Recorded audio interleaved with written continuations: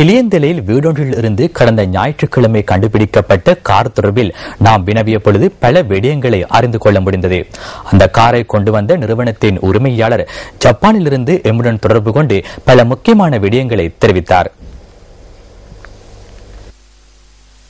பிலியந்தல அரவல பூகுந்தர வீதியில் வீடொன்றிலிருந்து கடந்த ஞாயிற்றுக்கிழமை இந்த கார் கண்டுபிடிக்கப்பட்டது. அதன் போது காரில் இலக்கத்தகடு பொருத்தப்பட்டிருக்கவில்லை. ஆனால் பின்னர் போலீசார் அதனை கொண்டு செல்லும் போது பின்புற இலக்கத்தகட்டினை கண்டுகொள்ள முடிந்தது.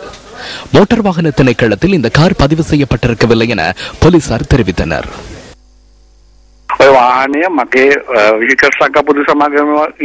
அந்த வாகனம் என்னுடையது. வெஹிக்கிள்ஸ் லங்கா தனியார் நிறுவனத்தினால் கொண்டு வரப்பட்டு விற்கப்பட்ட ஒரு வாகனம். அவ்வாறு விற்கப்பட்ட 90 வாகனங்கள் உள்ளன.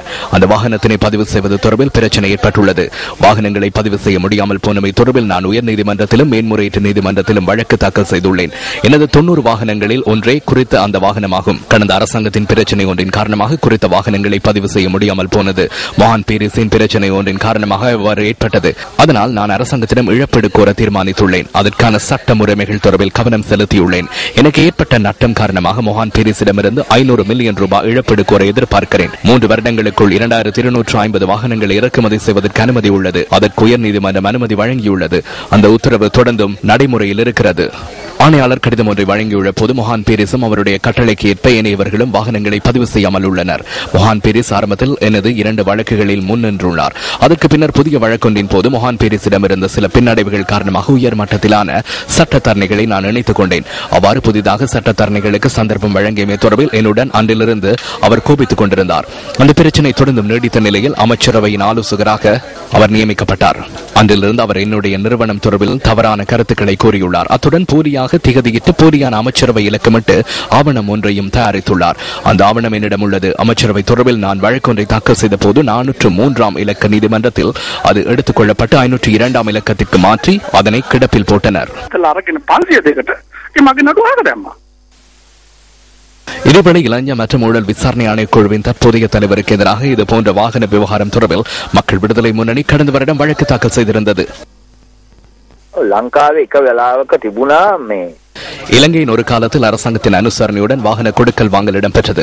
வாகனங்களின் பாகங்களை திரட்டி அதனை இலங்கைக்கு கொண்டு வந்து பதிவு செய்தனர். சிலவேளை வாகனங்களை பதிவு செய்ய முடியாமற் போனது. குறித்த நிறுவனத்தினால் வாகனம் திரட்டப்படுவது தொடர்பிலான வழக்கொன்றின் போது லஞ்ச ஊழல் ஆணைக்குழுவின் தலைவர் உயர்நீதிமன்ற நீதியரசர் என்ற வகையில் 143 வாகனங்களில் ஒரு வாகனத்தை பெற்றுக் கொண்டுள்ளார். நாட்டின் சட்டத்தை பயன்படுத்தி இதுபோன்ற விடயங்கள் இடம்பெறுகின்றது என்பது தெளிவாகிறது. அதேபோன்று சில வாகனங்களை பதிவு செய்ய முடிந்துள்ளது. அத்துடன் மேலும் சில வாகனங்களை பதிவு செய்ய முடியாமல் போயுள்ளது. அவ்வாறான வாகன கொடுக்கல் வாங்கலில் ஒரு பிரிவாகவே பிலியந்தல பிரதேசத்தில் கண்டுபிடிக்கப்பட்ட பதிவு செய்யப்படாத அந்த வாகனமாகும். நமக்கு கிடைத்துள்ள தகவலின்படி இது போன்ற பல வாகனங்கள் நாட்டில் காணப்படுகின்றன.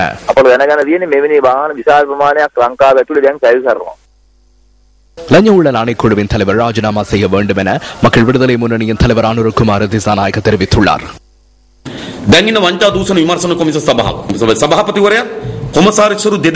லஞ்ச ஊழல் ஆணைக்குழு என்ற ஒரு ஆணைக்குழு நமது நாட்டில் உள்ளது. அதன் தலைவரையும் 2 ஆணையாளர்களையும் நீக்குவது சற்று கடினமான ஒரு விடயமாகும். அதற்கு பாராளுமன்ற வியூகம் ஒன்றுக்கு செல்ல வேண்டி ஏற்படும். எனினும் லஞ்ச ஊழல் ஆணைக்குழுவின் பணிப்பாளர் நாயகத்தை நீக்க முடியும். ஆகவே அந்த பணிப்பாளர் நாயகத்தை நீக்கி புதிதாக ஒருவரை நியமிக்க வேண்டும் என நாம் நேற்று முடிவுக்கு வந்தோம். தேசிய நிறைவேற்று சபை அதற்கு இணங்கியது. லஞ்ச ஊழல் ஆணைக்குழுவின் தலைவர் ஓர் கனவானாக இருந்தால் தயவு செய்து நீங்கிக் கொள்ள வேண்டும். அவ்வாறு நீங்கிய பின்னர் ஆணைக்குழுவிற்கு முன்பாக உள்ள முறைப்பாடுகள் தொடர்பில் விசாரணைகளை முன்னெடுக்க வேண்டும். අල්ලස් චෝදනාවක් එල්ල වෙලා තිබීදී ඉඳීම සාධාරණයි. නිසා අපි ඔහුට කියන්නේ කරුණා කරලා ඉවත් වෙලා මේ අල්ලස් හෝ දූෂණ කොමිසම සභාවට ඉදිරිපත් වෙන පැමිණිලි නිසි ආකාරයෙන් විවාහ කිරීම සඳහා මේ යාන්ත්‍රණය ශක්තිමත්